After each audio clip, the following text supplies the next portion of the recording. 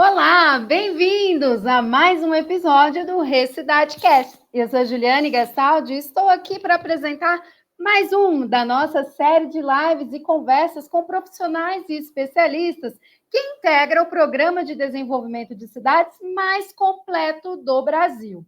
E na pauta de hoje, nós iremos falar sobre PPP na prática, passo a passo para transformar a sua cidade.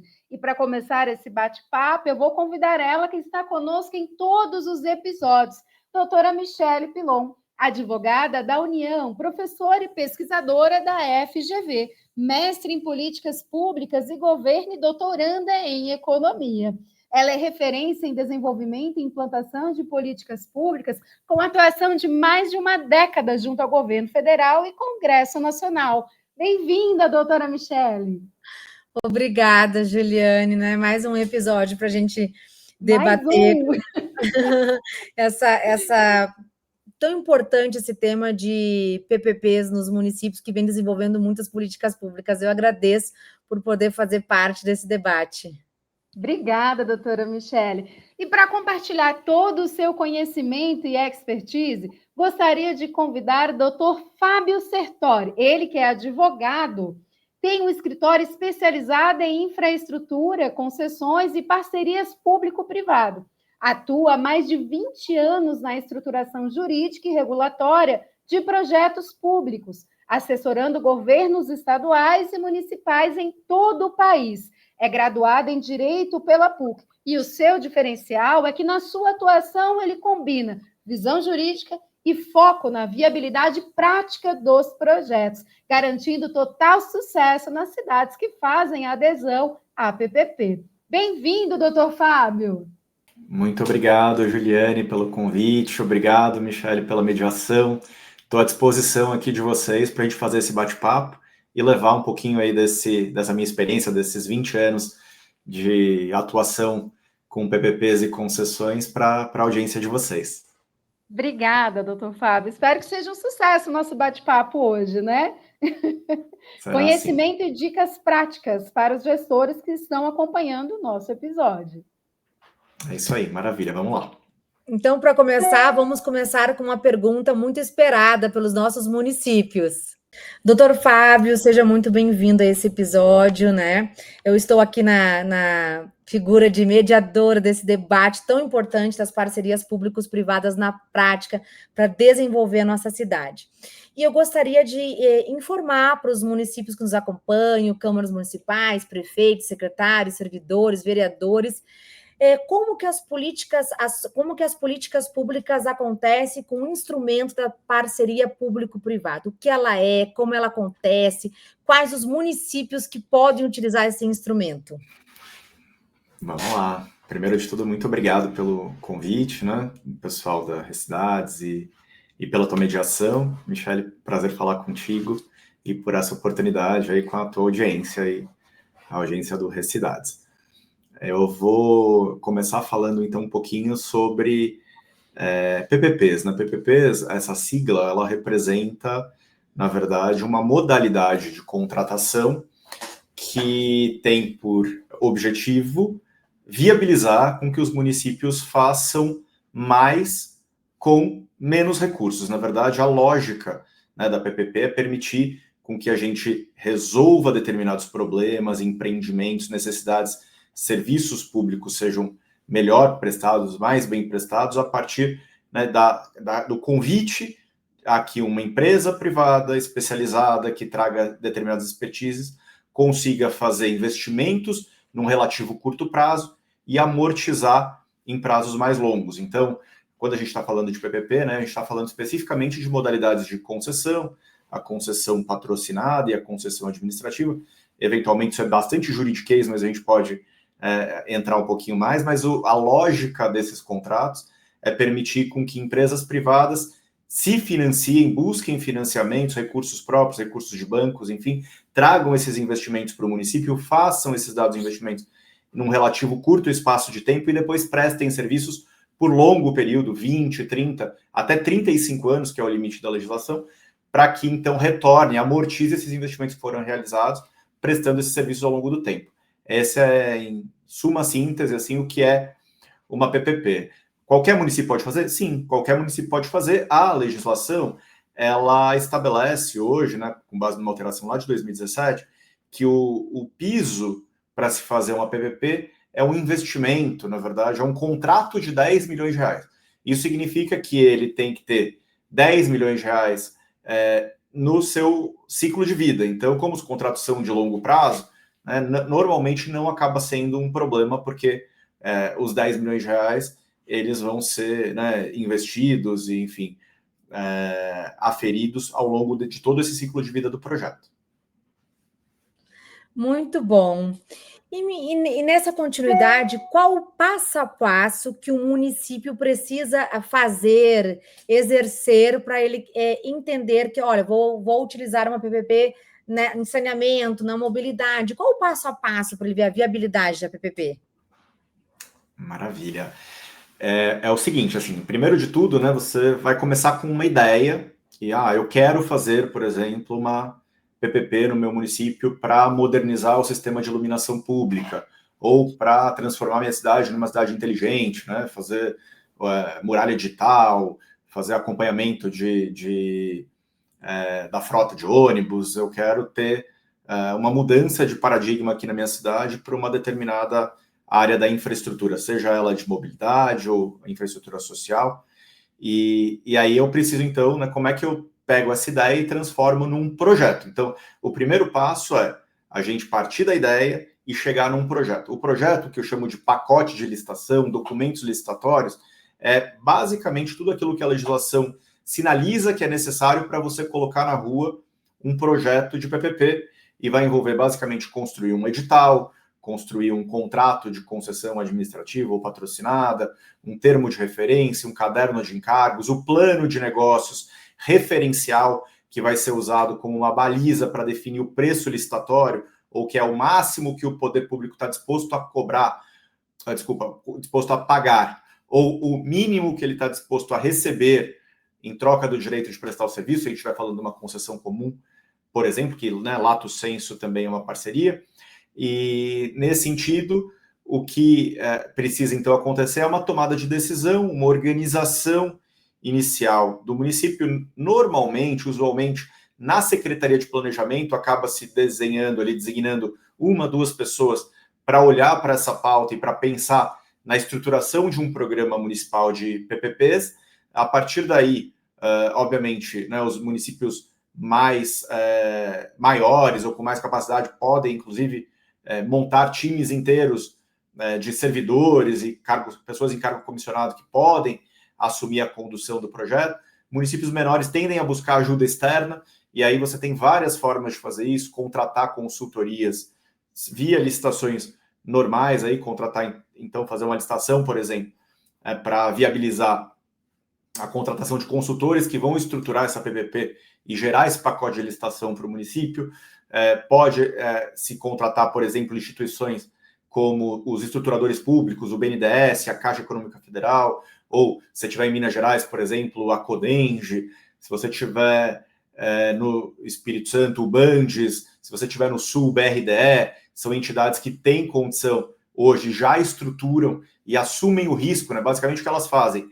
Elas assumem o ônus de contratar os consultores no mercado, estruturar para o município, e aí elas têm o ressarcimento pelo vencedor da licitação daqueles dispêndios que ela assumiu o ônus na frente. Então tem a figura dos estruturadores públicos. Tem também a possibilidade de contratar diretamente as fundações ligadas às universidades, que também são estruturadores, que também prestam esse tipo de serviço. Então tem uma infinidade de formas, mas eu diria que é buscar no mercado as competências para sair da ideia e virar transformar isso num projeto. Para que isso, obviamente, aconteça, é importante que tenha uma equipe, que ainda que pequena, uma, duas pessoas, numa Secretaria de Planejamento, numa Secretaria de Serviços Públicos, que estejam, que recebam, né, essa pauta e que acompanhem de perto esse desenvolvimento, para que a gente consiga chegar lá no final com uma licitação que tenha êxito, que tenha sucesso. Muito bom. Uma outra pergunta muito comum aqui dos prefeitos, secretários, quais são as áreas, né, que você, que já labuta em várias regiões do Brasil, tem mais efetividade em relação aos PPPs? Saneamento, iluminação pública, o que vem as cidades desenvolvendo com o instrumento e o que vem dando mais resultado nessas políticas públicas? Maravilha. Michele, a gente tem aqui uma gama de oportunidades. Basicamente, todos os serviços públicos que são prestados pelos municípios, que são de titularidade municipal, podem ser objeto de algum tipo de PPP, quanto também aqueles serviços que não são serviços públicos em sentido estrito, mas são necessidades públicas e instrumentais para que o município possa prestar um bom serviço. Então, a gente está falando, né, desde um centro administrativo, por exemplo, eu quero, na minha cidade, faz sentido, eu estou espalhado pela cidade, estou com secretarias espalhadas, é muito comum isso acontecer, pagando aluguel, eventualmente eu não tenho tanta referência, a prefeitura foi crescendo ao longo dos anos e eu não consegui manter uma estrutura organizada e eu preciso, então, reordenar essa minha lógica de ocupação das secretarias, e aí eu falo, poxa, eu vou buscar uma PPP para fazer um centro administrativo. É um caminho possível e é um caminho não tão óbvio, mas que pode gerar, inclusive, oportunidades quando a gente está falando de um ganho de escala, quando você está trazendo todo mundo do poder público para trabalhar juntos, a proximidade, todo o atendimento público também está concentrado num dado local, você pode dinamizar uma parte da cidade que você quer levar o desenvolvimento para aquela parte da cidade que ainda não está tão desenvolvida e pode ser o centro administrativo o indutor do desenvolvimento daquele local. Então tem uma série de oportunidades também para serviços que não são serviços públicos em sentido estrito, mas que são atividades que a prefeitura ali precisa desenvolver. Mas, obviamente, que o grosso das oportunidades estão nos serviços públicos, de titularidade municipal. Então, água, esgoto, sem sombra de dúvidas, muitas vezes inclusive, uma oportunidade, a depender de como que já está o serviço, inclusive por uma concessão comum com outorga. Então, o município pode até ter uma outorga, receber recursos em troca do direito de ofertar o direito de prestar o serviço para um privado, que vai fazer a universalização da água e do esgoto até 2033, que é o que o marco do saneamento básico hoje estipula, e vai pagar por isso, inclusive. Ela é tão mais eficiente do que a operação atual que ela consegue fazer os investimentos, universalizar, prestar o serviço e ainda deixar um cheque para a prefeitura ali na partida de um determinado valor. A gente viu aí alguns contratos, como o governador Valadares, se eu não me engano, chegou a 300 milhões de reais a outorga que o privado pagou, e ainda, além desses 300 milhões que ele pagou à vista, ele ainda teria que fazer investimentos de R$1 bilhão para universalizar água e esgoto. Então, existe essa possibilidade. Então, eu diria que essa quase que uma oportunidade de não só resolver um problema, melhorar a qualidade do serviço e, eventualmente, conseguir, inclusive, recursos para fazer outras coisas que a prefeitura precisa, mas você tem oportunidades como a iluminação pública, por exemplo, em que você hoje, por conta da tecnologia LED e da possibilidade de reduzir o consumo de energia, com a modernização do parque de iluminação, a PPP ela pode ser um instrumento muito interessante na medida em que você elimina aquele dilema, porque muitas vezes a prefeitura tem receita de COSIP, que é a contribuição de iluminação pública, suficiente para pagar sua conta de energia, que é cara, porque ela tem um parque gastão, porque é um parque antigo, mas ela não tem o recurso para substituir todo o parque de uma vez, porque custa muitos milhões de reais para você substituir o parque. Mas quando você transforma isso numa PPP, você consegue atrair um parceiro privado que faz toda a substituição ali no primeiro ano e meio do contrato, moderniza todo o parque de iluminação e a partir da própria economia que essa modernização gera no custo de energia, você já consegue pagar a amortização desse investimento e os serviços que vão ser prestados. Então, é um modelo em que a tecnologia cria a oportunidade e o instrumento jurídico da PPP viabiliza capturar essa eficiência, que é a eficiência que a tecnologia LED vai gerar. Então, estou falando aqui do LED, mas tem também, por exemplo, resíduos sólidos. Resíduos, a gente tem agora o Planares, que está aí mais ou menos um ano de promulgação com metas, a toda a dificuldade dos municípios de fazer uma gestão adequada dos seus resíduos, a possibilidade hoje, que já é uma realidade, de valorização dos resíduos sólidos, de fazer triagem, tratamento, valorização, reciclagem e gerar receita com isso, eventualmente gerar até a produção do biogás, do biometano, da energia a partir do lixo e reduzir. Você não vai conseguir eliminar o custo que você tem com a gestão e o tratamento e a destinação final ambientalmente adequada do resíduo, mas você consegue reduzir o custo, eventualmente a partir dessas novas fontes de receita alternativa, acessória, projetos associados que são gerados. Então, isso para o resíduo sólido. O que mais que a gente tem no município? Temos toda a pauta de mobilidade urbana, né? Mobilidade elétrica por ônibus. Vamos então pensar, poxa, a gente está hoje num modelo em que o modal do ônibus ele concorre com outras, né, com os aplicativos, enfim, tem um desafio pós-pandemia de manter esses sistemas de pé, e muitas vezes, em vez de ficar pagando subsídio em concessão comum, pensar numa PPP que, de alguma forma, racionalize, mude um pouco a lógica, pague por disponibilidade e gere também algum tipo de economia, racionalize o sistema. Então, muitas vezes você tem oportunidade também em mobilidade, principalmente mobilidade, né, sobre pneus, para reformular o sistema, buscando com que ele custe menos do que ele custa hoje, por estar, vamos dizer, estruturado de forma mais racional.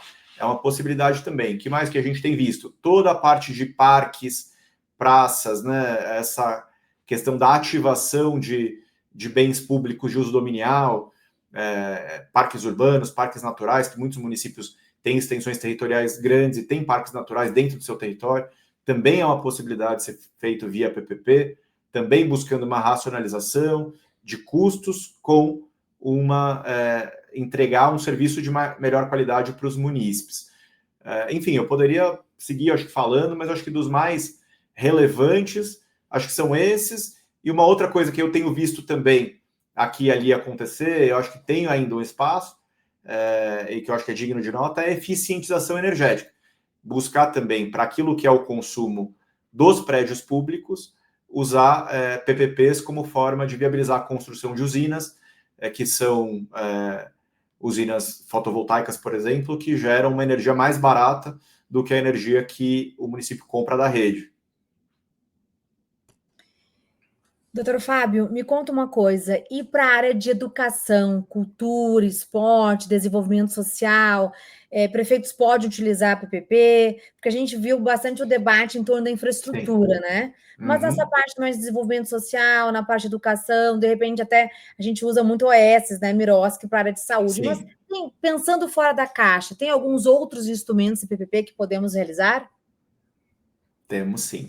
O que acontece, muito boa a tua pergunta, por sinal, porque na infraestrutura social, saúde e educação, né, o que a gente tem hoje é um modelo que eu acho que é um modelo vencedor, é um modelo importante, que é reservar para a PPP, cuidar da parte de infraestrutura, que é construção, reforma, equipagem dessas escolas ou hospitais, aí indifere, né? E a prestação dos serviços de zeladoria, que são as utilities, ou, né, os serviços de monitoramento, vigilância, segurança, limpeza, os serviços de hotelaria, no caso dos hospitais, e deixar para as organizações da sociedade, as OS, né, organizações da sociedade civil, no geral, regidas pelo Miroski, também a possibilidade de ofertar o que a gente chama de na saúde de bata branca, né, que é a atividade fim, a atividade médica, e também, no caso da educação, alguma coisa da parte pedagógica. Por quê? Porque é mais barato. Tudo aquilo que essas entidades, elas tendem a ter benefícios fiscais. E uma PPP, que é uma empresa, né, que é uma SPE, que é criada com fins lucrativos, né, ela não tem benefícios fiscais. Então, principalmente a cota patronal, a contribuição sobre a cota patronal do INSS, quando você está falando de muita mão de obra e mão de obra cara, né, no certo sentido, médicos, enfermeiros, é um exemplo, você tem uma tributação muito maior na PPP. Não quer dizer que não existam casos, tá? Existe, inclusive, a primeira PPP na área de saúde de hospital no Brasil, que é na Bahia, mas é uma PPP estadual, ela foi feita com bata cinza e bata branca junto. E é um sucesso, é possível, mas por conta dessa ineficiência, o que a gente costuma recomendar é que a bata cinza, quer dizer, todo aquele serviço de infra, de equipagem, de reforma, de construção, mais os serviços, que são esses serviços não pedagógicos ou não de saúde, fiquem com a PPP, e os outros serviços ou são prestados diretamente pelo próprio poder público ou são objeto de parcerias com o terceiro setor. E se você pudesse dar um uma dica, né, para esses prefeitos do Brasil aí, cidades pequenas que estão um pouco com medo. Eu acho que PPP é coisa de cidade de capital, metrópoles grandes. Então, ele pode se aventurar, assim, você tem casos, experiências, municípios pequenos, quais as principais áreas? Olha, prefeito, começa saneamento, começa desenvolvimento da iluminação pública, começa a questão dos resíduos, né? Então, o que você poderia dar assim, de dica para aquele que o grosso do Brasil aí são municípios pequenos?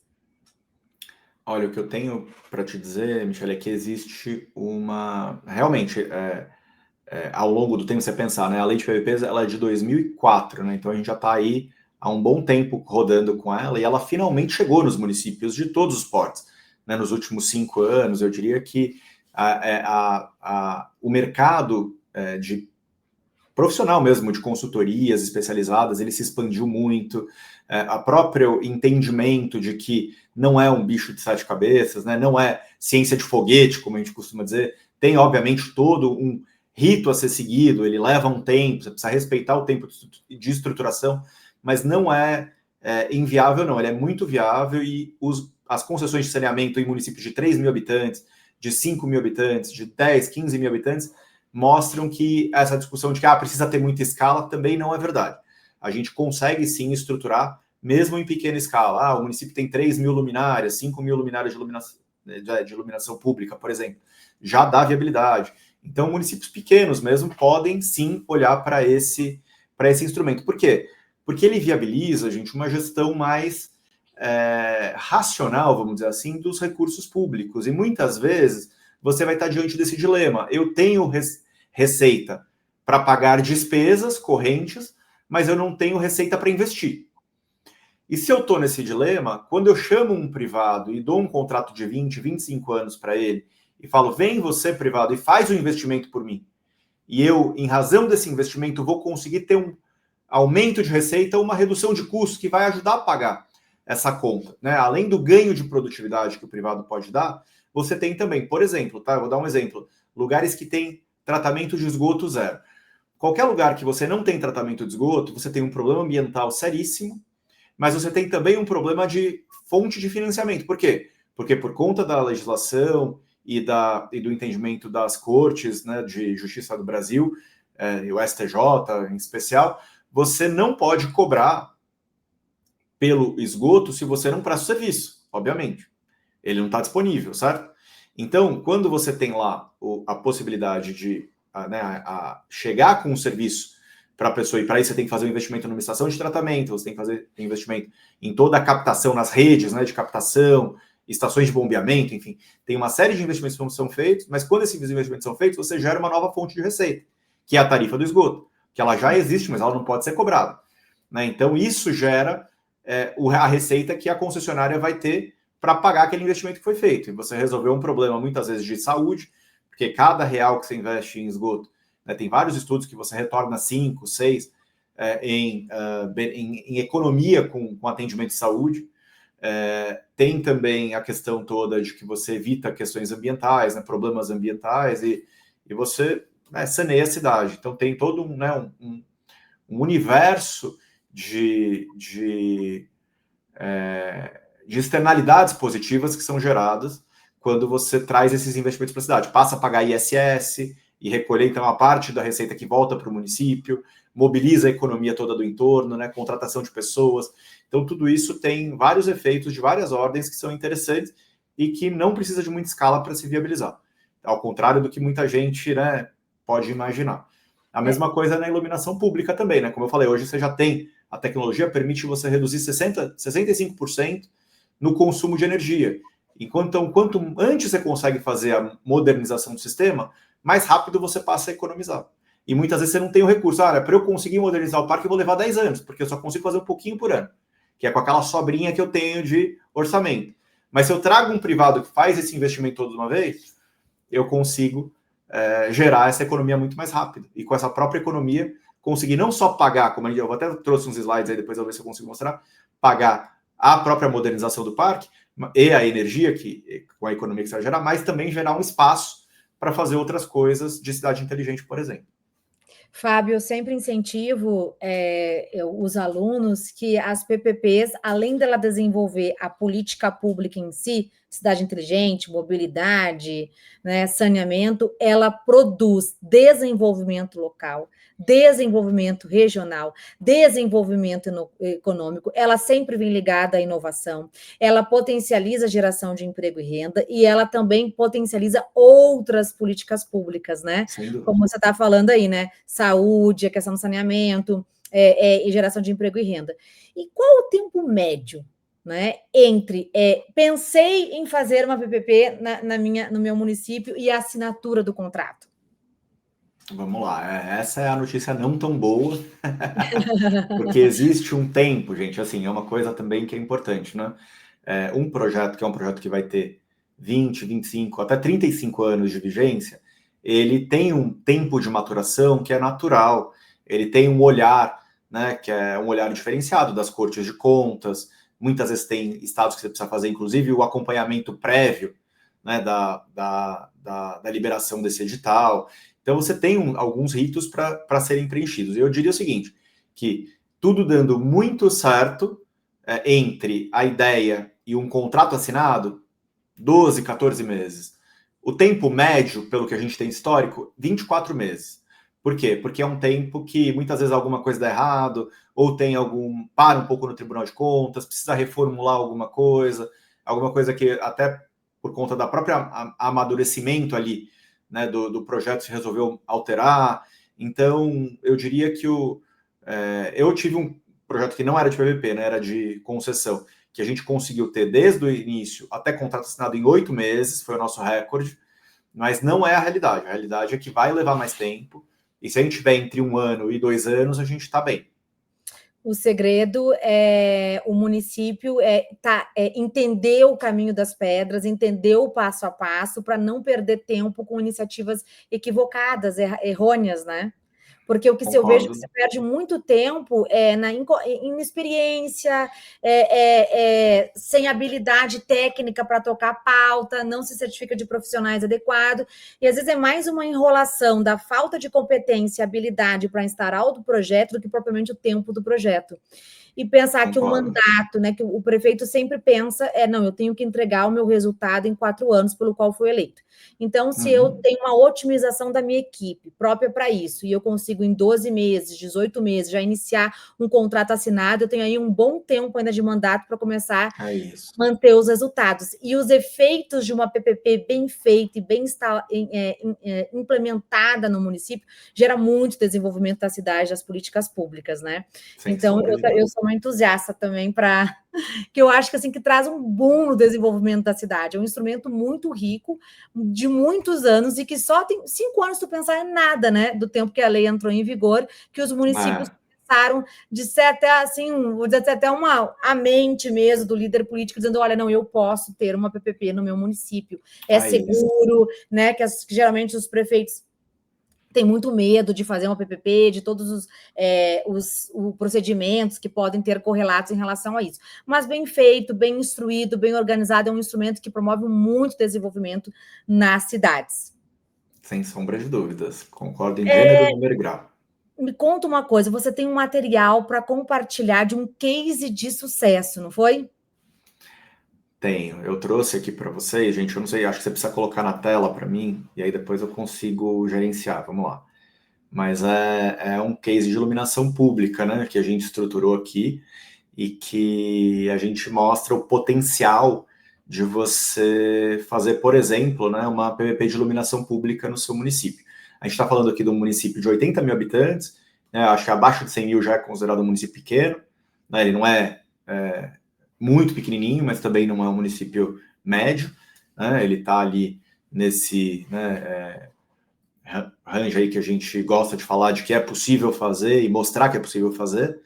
E lá eles tinham um gasto com energia, como eu falei, né? É um gasto mesmo, porque é uma despesa ruim, com um custo que é alto com a distribuidora de energia local, de perto de 5 milhões por ano, que só pelo fato de modernizar o parque já cairia ali no ano 2 para 2,5 milhões. Então, 49,8% de economia esperada no caso base, nos estudos, só pelo fato de você conseguir trocar uma despesa ruim, né, ou um gasto, por uma despesa melhor, que é a prestação de serviço num parque modernizado. Como é que estava a projeção? Então, nos estudos, a gente tem que fazer um plano de negócios e uma projeção, né? Como é que a gente estava imaginando que ficaria? Essa barra cinzinha mais clara mostra o que é a arrecadação do município com a contribuição de iluminação pública. Pouco menos ali, entre 12 e 14 milhões, 13 milhões e alguma coisa, né? E quanto que se gastaria, né, num cenário base, vamos dizer assim, no máximo, para se fazer a modernização e o pagamento da conta de energia. Você vê que já ficaria ali, né, na estabilização cerca de 11 milhões e alguma coisa. Então, você já geraria uma economia significativa para o município caso um licitante ganhasse com o preço cheio, vamos dizer assim. Né, já estaria ali uma boa vantagem aí competitiva em relação a seguir pagando energia cara e a manutenção cara também, porque é uma coisa que eu não falei. Quando você está diante de um parque antigo, ele dá muita manutenção também, enquanto a iluminação, as luminárias de LED, muitas vezes elas têm, né, garantias de mais de 5 anos, elas tendem a quebrar bem menos, elas dão muito menos manutenção, então são muito mais eficientes também nesse aspecto, né?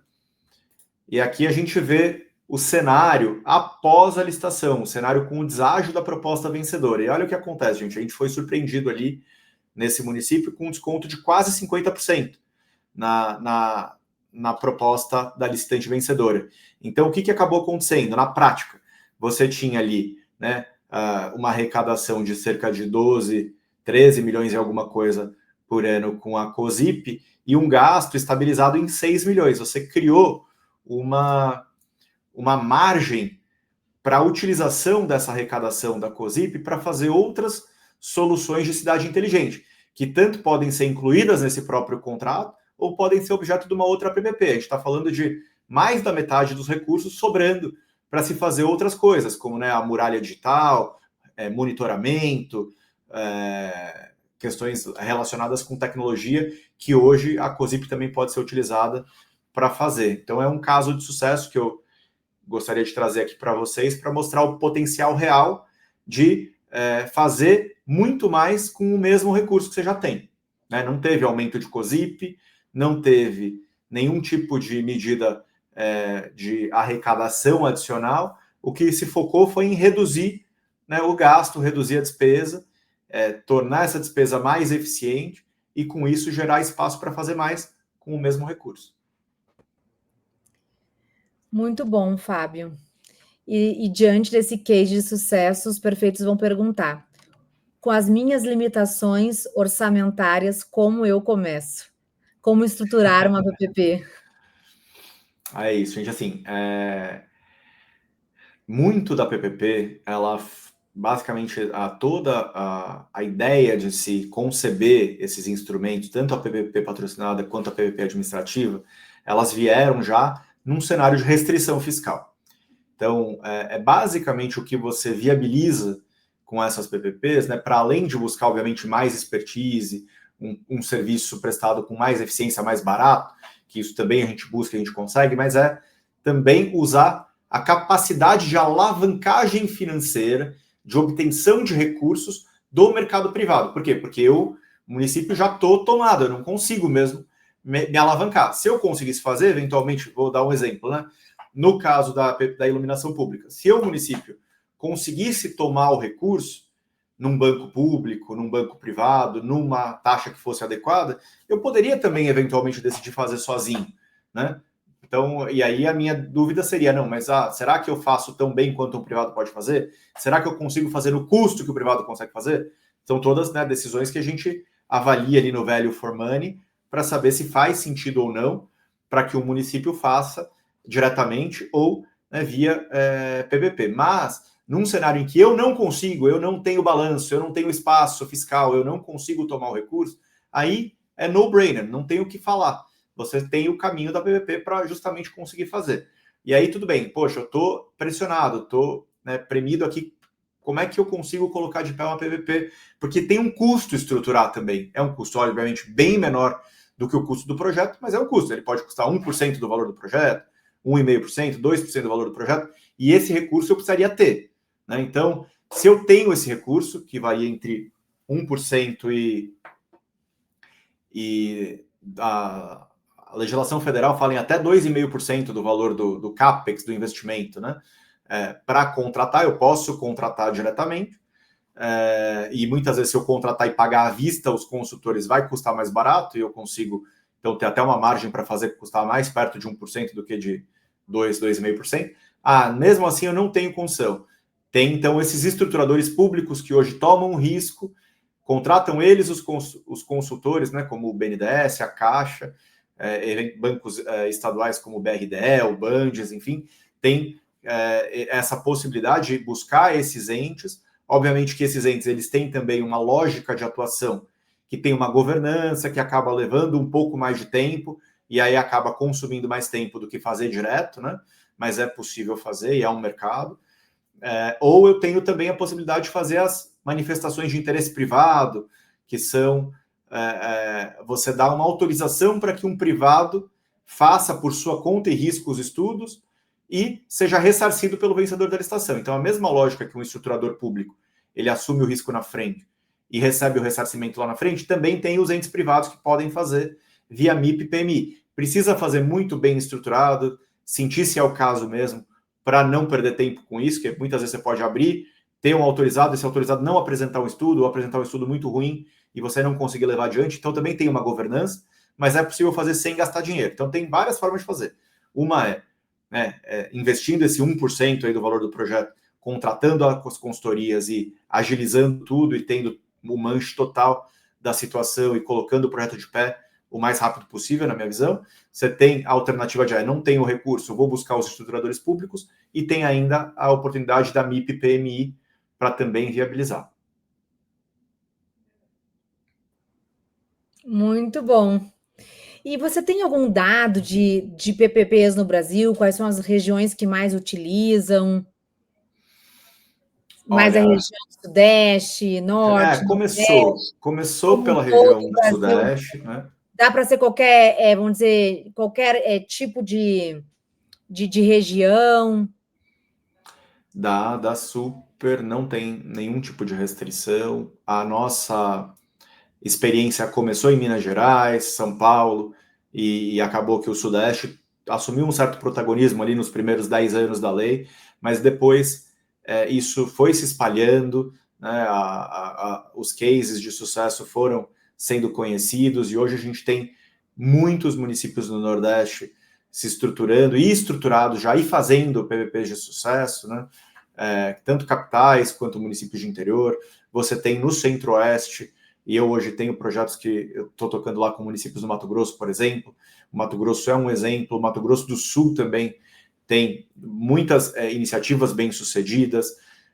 Obviamente, né, e por incrível que pareça, o Sul do Brasil não é tão desenvolvido assim também em PPPs, mas também já tem feito, né?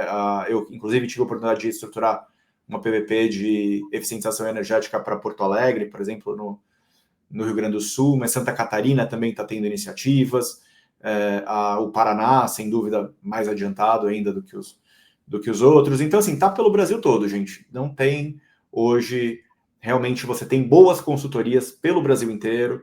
Obviamente que tem ainda uma concentração no Sudeste, mas você tem boas consultorias no Sul, muito boas consultorias no Nordeste, no Norte. Então tem Centro-Oeste, inclusive. Então o Brasil aí está com muita condição de viabilizar, que é o que eu falo, né? Viabilizar é transformar ideias em projetos. Transformar ideias em projetos. Então, para finalizar, Fábio, se você estivesse no cargo do prefeito, qual a primeira área que você agiria no seu município, assim? Olha, é uma pergunta difícil, porque depende muito das condições de contorno, mas eu particularmente gosto muito e acho que tem hoje uma chance muito grande de oportunidade no saneamento, na água e no esgoto, e nas pautas de saúde e educação. Na água e no esgoto, por conta de você ter hoje já um mercado muito maduro de privados que conseguem fazer com muita eficiência, inclusive eventualmente pagar uma outorga, e aí eu conseguir receber um recurso que seria importante para conseguir fazer outras coisas no município. E no caso da saúde e da educação, porque a gente tem um espaço muito grande para gerar eficiência, né? São áreas que tradicionalmente estão com orçamento muito pressionado, né? A demanda é muito grande. Você tem, no caso do SUS, por exemplo, né, a responsabilidade do município é cada vez mais pesada, tanto para as questões de primeiro atendimento, de atendimento de menor complexidade, quanto para média complexidade. Então, tem muito espaço para trazer a experiência do privado e com questões de logística, por exemplo, né? Não sei se você conhece esse dado, mas quando eu comecei a estruturar PPPs na área de hospital, por exemplo, eu fiquei muito surpreso com o fato de que, por simplesmente ter uma logística mais azeitada, um hospital privado consegue rodar o mesmo leito de internação ou de UTI 3 vezes mais rápido do que o público. Então, uma pessoa fica internada para fazer uma cirurgia eventualmente simples num hospital privado, às vezes um dia só o dia da cirurgia, no dia seguinte já tem alta. Porque tudo funcionou ali para que a equipe médica chegasse, fizesse a cirurgia naquele tempo, ganhasse aquele, né, resolvesse aquele problema e já liberasse aquela sala cirúrgica para uma próxima procedimento. E no setor público, por conta das dificuldades logísticas, licitações, controles, enfim, de medicamento, próteses, órteses, você muitas vezes segura o paciente lá 2, 3 dias só para receber e juntar tudo aquilo que você precisa. Equipe médica, anestesista, a prótese, né, o equipamento, eventualmente a anestesia, e está tudo pronto para fazer a cirurgia. E aí você, nisso, perdeu ali, sei lá, quase mais da metade da eficiência por conta dessas questões logísticas. Então, quando você consegue resolver, e o privado é muito bom nisso, né, em encadear logisticamente tudo e fazer isso funcionar, você ganha uma eficiência muito grande. Você gira aquele mesmo leito muito mais vezes, e muitas vezes fala, nossa, eu tenho aqui uma deficiência de leitos no meu município de 100 leitos, eu precisaria criar 100 novos leitos. Quando você vai estudar sobre uma perspectiva de uma operação privada, você descobre que muitas vezes você talvez não tenha nenhuma deficiência, você só precisa gerir melhor os que você já tem. Ou, né, recompor eles, e você precisa de mais UTI, converter, sala cirúrgica, enfim, mas você consegue gerar muito mais com a mesma coisa, né? Essa acho que é a lógica da PPP. Doutor Fábio, como é bom falar de PPP, né? A gente falar sobre uma nova forma de gestão, uma nova forma de apoiar a gestão pública municipal, em buscar investimentos, né? Porque a gente sabe que muitas vezes os recursos disponíveis ali do orçamento do município não são suficientes nem para atender as demandas recorrentes. Quem dirá a questão de investimentos, né? Tu falou muito a respeito de PPP, e aí eu gostaria que tu falasse agora qual é a nova onda nessa pauta para os municípios. O que vem por aí que você acha que vale a pena os gestores abrir os olhos e enxergar as PPPs como uma nova oportunidade de inovar e desenvolver a cidade de uma forma sustentável? Olha, Juliane, pergunta de $1 milhão. Pergunta difícil. Mas eu vou te dizer o seguinte, que eu acho que a onda que eu consigo identificar aqui para as PPPs é uma tendência de pensar para municípios em PPPs de zeladoria urbana, que envolvam diversos serviços com uma lógica de buscar, né, uma prestação de serviço mais simplificada, mais focada na eficiência, na economia de recursos públicos, e aí juntar diversos serviços, como, por exemplo, né, a modernização do parque de iluminação pública, mas também com a gestão, né, do tapa-buraco da cidade, da questão da pavimentação. Fábio, que incrível! Muitos municípios pensam nisso só com a terceirização, né? E de forma fracionada, trabalho por trabalho. Exato, trabalho por trabalho. E aí, eventualmente, você ter um único contratado que recebe a incumbência de cuidar de vários serviços, né? E a gente pode falar também do controle semafórico, da questão de multas, né, radares e controle de tráfego urbano. Enfim, tem uma série de atividades que são passíveis de serem, né, agregadas numa única PPP de zeladoria urbana. Não tem nenhuma já licitada em andamento que eu conheça, mas eu já tenho a notícia de algumas localidades que estão desenhando essas parcerias, e eu acho que é uma tendência pela racionalização e por levar, né, aquela ideia de que cidade inteligente não é só tecnologia, é também como é que eu emprego os meus recursos, né? Eu preciso empregar os meus recursos de forma mais inteligente. E num cenário de cada vez mais pressão, né? Arrecadação pressionada e gastos crescentes, quanto mais eu conseguir ser racional nos meus gastos, melhor vai ser para minha cidade. Perfeito, doutor Fábio. Eu gostaria de agradecer a sua presença, mas antes de mais nada, eu gostaria de agradecer a presença da nossa mediadora, ela que está aqui conosco em todos os episódios. Doutora Michele, muito obrigada. Eu que agradeço, né? Estou aqui nesse papel de mediadora. É tão bom a gente poder debater desenvolvimento de cidades, políticas públicas, instrumentos, ajudar o nosso país a ficar cada vez mais melhor, cada vez mais efetivo. Doutor Fábio, muito obrigada pela presença. Você que é um advogado muito reconhecido e renomado no Brasil nessa área, já atuou em vários cases de sucesso. Obrigada por compartilhar a sua experiência aqui também. Muito, muito obrigado a vocês pelo convite. Fico à disposição aí para uma segunda edição, quem sabe. Vamos sim. Não só aqui nos episódios de bate-papo, né, doutor Fábio? Também como professor do Recidades. Claro, claro. Teremos esse capítulo aí também. Foi um prazer contar com a presença de vocês. E é isso, PPPs, uma nova forma de gestão, unindo o poder público com a iniciativa privada para levar mais desenvolvimento para a sua cidade. E se você gostou desse conteúdo, compartilhe nas redes. E para saber mais, siga o Recidades. Vem com a gente!